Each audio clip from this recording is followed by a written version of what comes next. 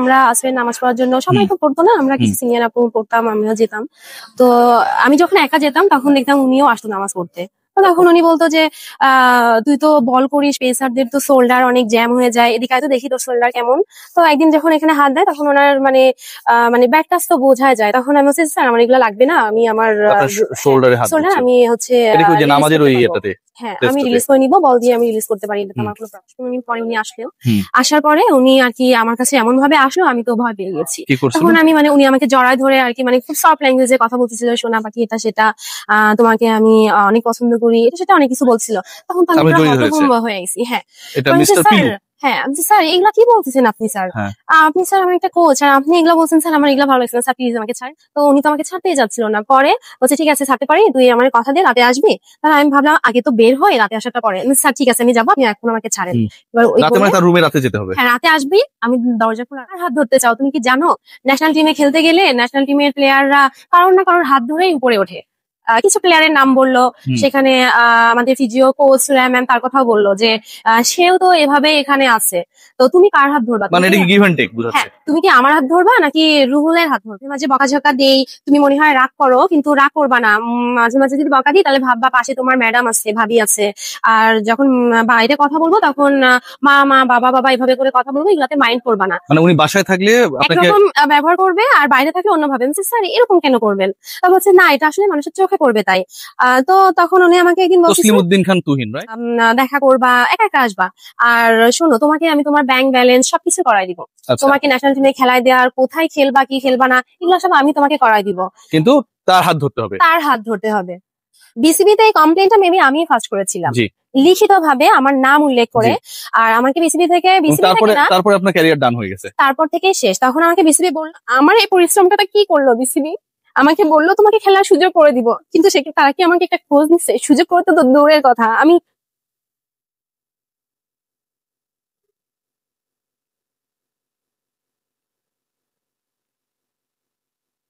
আপনাকে নিয়ে টার্গেট করেছিল 3 জন টোটাল। 3 জন, নামগুলো একটু বলবেন। ফার্স্ট হচ্ছে আমার ডিভিশনাল কোচ মিস্টার পিলু, দেন হচ্ছে আমাদের যে 19 এর যে হেড কোচ, উনি ডিরেক্টলি কিছু বলার সাহস পেত না, কিন্তু পরবর্তীতে বুঝি যে উনিও ওনাদের সাথে ছিল এই সার্কেলে। আর থার্ড হচ্ছে যে তুহিন। একটু যদি আমি জানতে চাই, যে গল্পটা একটু আগে শুনছিলাম যে নামাজ রুম বা প্রেয়ার্স রুমে হচ্ছে শোল্ডারে হাত দেয়, এর বাইরে তো আপনাকে সম্ভবত ময়মনসিং একটা ইনসিডেন্ট ঘটেছিল, তাই না? সেখানটায় রুমে নেওয়ার চেষ্টা করেছিল। হ্যাঁ আমাকে তো প্রথমে হচ্ছে ওই যে মিস্টার তুহিন যখন আমাকে ফোনে অনেক কথা বলছিল, তখন তো আমি একটু ডিপ্রেসড হয়ে যাই। দেন ওই বিষয়টা কাটানোর পরে আমি আবার যখন আমি ন্যাশনাল লিগে খেলতে আসি, আমি তো অলরেডি ডিপ্রেসড। তো ন্যাশনাল লিগে আসার পরে আমাকে দেখি যে মিস্টার পিলু আমাকে ওই যে ম্যাচে অ্যাটেন্ড করায় না, পারফর্ম করতে দেয় না, জাস্ট বেস্ট 11-এ রাখে। তো আমি 3টা ম্যাচ হওয়ার পরে একদিন জিজ্ঞাসা করি স্যারকে যে স্যার আমাকে কেন বোলিং এ দিচ্ছেন না, ব্যাটিং এ দিচ্ছেন না, কি সমস্যা? বলছে আচ্ছা ঠিক আছে তুই আমার সাথে আজকে একটু আলাদাভাবে কথা বলিস, তুই বিকালে লবিতে আসিস, আমি ডাকলে ওখানে তোর সাথে হোটেলের লবিতে রেখেছে। দেন আমি বিকালে ওনার সাথে দেখা করতে গেলাম, যে স্যার কি বলবেন বলেন। তো বলছে যে তুই কি হচ্ছে ওপেনিং এ ব্যাটিং করতে পারবি? হ্যাঁ অবশ্যই পারবো স্যার। লবিতেই গল্প হচ্ছে। হ্যাঁ তা আমি তখন বুঝলাম না যে তার সাথে আমার কথা হচ্ছে বোলিং নিয়ে, সে আমাকে ব্যাটিং এ বলছে হ্যাঁ স্যার পারবো। তো বলছে আচ্ছা ঠিক আছে তুই আমার রুমে যে একটু বস, আমার একটু কাজ আছে, আমি আসতেছি। তো আমি তো আর ওনার ওই চোখে দেখি না, যে কোচ হিসাবে ওই যে বলে যে আমি অন্য মেয়েদেরকেও ম্যাসেজ করাই দিই, আমার রুমে আসে, আমি এটা করে দিই।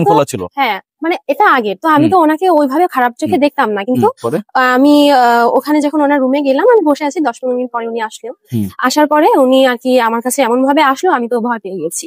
তখন আমি উনি আমাকে জড়ায় ধরে আর কি খুব সফট ল্যাঙ্গুয়েজে কথা বলতেছিল, সোনা পাখি এটা সেটা, তোমাকে আমি অনেক পছন্দ করি, এটা সেটা অনেক কিছু বলছিল। তখন তো আমি হতভম্ব হয়ে গেছি। হ্যাঁ হ্যাঁ স্যার এগুলা কি বলতেছেন আপনি স্যার? আপনি স্যার আমার একটা কোচ, আর আপনি এগুলা বলছেন স্যার, আমার এগুলা ভালো লাগছে না স্যার, প্লিজ আমাকে ছাড়েন, আমি যাই। তো সেদিন আমার ছাড়তে তো চাচ্ছিল না, কিন্তু উনি আমাকে জোরও করতে পারতেছিল না, কারণ আমার ওনার রুমের পাশের রুমে ছিল আদুরি আপু, আর আমাদের একটা ন্যাশনাল টিমের সিনিয়র আপু ছিল মিমিলতা আপু, কথা বলতেছিল। তারা তো ওখানে কথা বলতেছে, এখন আমি যদি পাশের রুমে একটু লাউডলি কথা বলি এটা বুঝে ফেলবে। এখন উনি তো এখন কি করবে, বাধ্য আমাকে ছাড়তে, আর আমিও তো ওই সুযোগটাই নিয়েছি, স্যার আপনি আমাকে ছাড়েন, আমি কিন্তু 2:30 থেকে রাখবো। তো উনি তো আমাকে ছাড়তেই যাচ্ছিল না। পরে বলছে ঠিক আছে ছাড়তে পারি, তুই আমার কথা দিয়ে রাতে আসবি।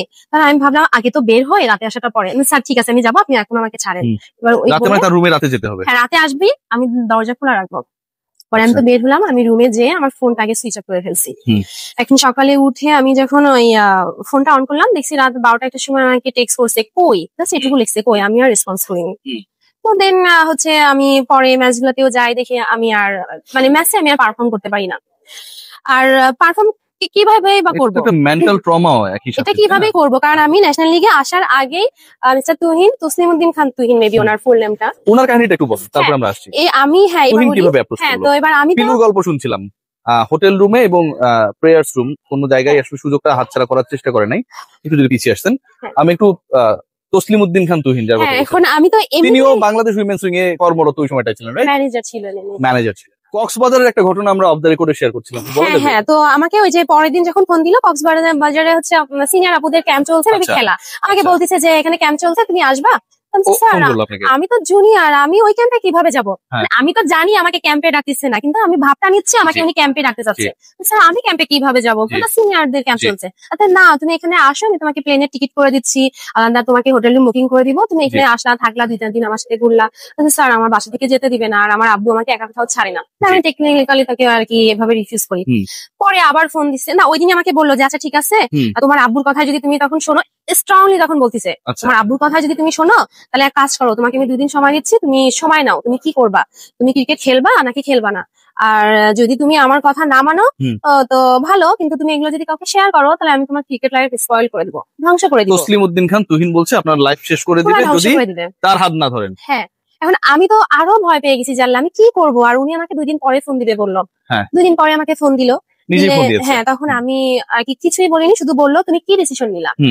স্যার আমি যেতে পারবো না কোথায়, কারণ আমার আব্বু বলছে যদি তোমাকে একা কোথাও যেতে হয় তাহলে আমি তোমাকে ক্রিকেট খেলতে দিব না, তুমি যদি বলো তাহলে আমি তোমাকে নিয়ে যাবো, বাট আমার আব্বু তো আমাকে সব জায়গায় ভাবে নিয়ে যাবে না। ঠিক আছে তাহলে তুমি তোমার আব্বুর কথা। ন্যাশনাল লিগটা শেষে আমি যখন কিছুদিনের জন্য খেলা স্টপ করি, জাহানারা আপুর সাথে কথা হয়, তো জাহানারা আপুর সাথে কথা বলাতে আপু বললো যে কি সমস্যা টুম্পা, তোমার মন খারাপ কেন? আপু আমি খেলতে যাচ্ছি না, আমার ভালো লাগছে না ইলিগালি খেলতে। তখন উনি বললো যে কি হয়েছে, তোমাকে কি তুহিন ভাই কিছু বলছে? আমি তখন মনে মনে ভাবছি আপুকে তো কিছুই বলিনি, আপু আমার এইটুকু শুনে কিভাবে বলে দিল যে তুহিন সাথে আমার ব্যাপারটা কি সবাই জানতো? হ্যাঁ উনি বুঝতে পারছে। তখন আমি একটু সাহস পেলাম আপুকে শেয়ার করতে, আমাকে বলো তুমি আমাকে বলো কি হয়েছে, আর যদি কোনো ডকুমেন্ট থাকে আমাকে দাও, আমি বাকিটা জানারা এই ব্যাপারটাতে হয়তো। তো এই বিষয়টা নিয়ে একটা ইনভেস্টিগেশন হয়, আমাকে নিয়ে অনেক জেরা হয়। আমাকে ডেকে বললো যে তোমাকে আমরা খেলার সুযোগ করে দিব, তুমি এগুলাকে নিয়ে ভয় পেও না, বিসিবিতে এরকম কোনো ব্যবস্থা, এরকম কোনো লোক আমরা রাখবো না যেটা তোমাদেরকে হ্যারাসমেন্ট করে, আর ও তোমাকে যে ভয় দিচ্ছে ওরকম কোনো অপশন না, তুমি খেলবা।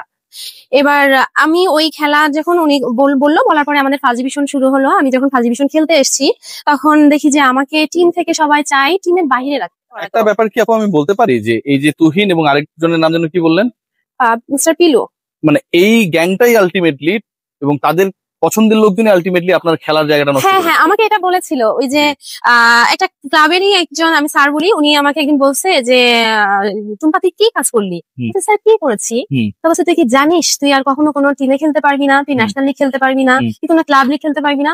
কিভাবে স্যার খেলতে পারবো না, আমি আমার পারফরমেন্স দিয়ে খেলবো। আচ্ছা তুই জানিস না রে বোকা, তোকে মানে প্রত্যেকটা ক্লাবে তোর নাম এমন ভাবে প্রচার করা হয়েছে, হ্যাঁ এমন ভাবে প্রচার করা হয়েছে যে সবাই জানে তোর সাথে কেউ এক্সট্রা সুযোগ নিতে গেলে তুই দিবি না, তাই তোকে কেউ ওইভাবে পছন্দ করবে না। কিনে বোর্ডের কর্মকর্তা বা cricket affiliated, cricket board related লোকজনের ক্রিকেটারদের হয়রানির ঘটনাটা অনেক আগে। হ্যাঁ অনেক আগে। আর বিসিবিতে এই কমপ্লেনটা মেবি আমি ফার্স্ট করেছিলাম, লিখিত ভাবে আমার নাম উল্লেখ করে। আর আমাকে বিসিবি থেকে তারপরে আপনার ক্যারিয়ার ডান হয়ে গেছে, তারপর থেকে শেষ। তখন আমাকে বিসিবি বললো যে তোমাকে ওরা এইভাবে বলছে, এটা কোনো বিষয় না, তুমি সব লিগ সবকিছুতে তুমি নিজের মতো করে খেলতে পারবা, স্বাধীনভাবে খেলতে পারবা, তুমি তারপরে পেরেছেন আপনি? না আমি সেটা আর পারি। আমরা মানে যে পরিমাণে হার্ডওয়ার্ক করেছি, বেসিক্যালি আমি করেছি, আমার মনে হয় না যে কোনো প্লেয়ার এত হার্ডওয়ার্ক। বিসিবি যদি ওই জাস্টিসটা যদি ওইভাবে না করে যদি বলতো যে কিছুই লাগবে না, কিছুই করতে হবে না, আমি এখান থেকে বের হয়ে যেতাম।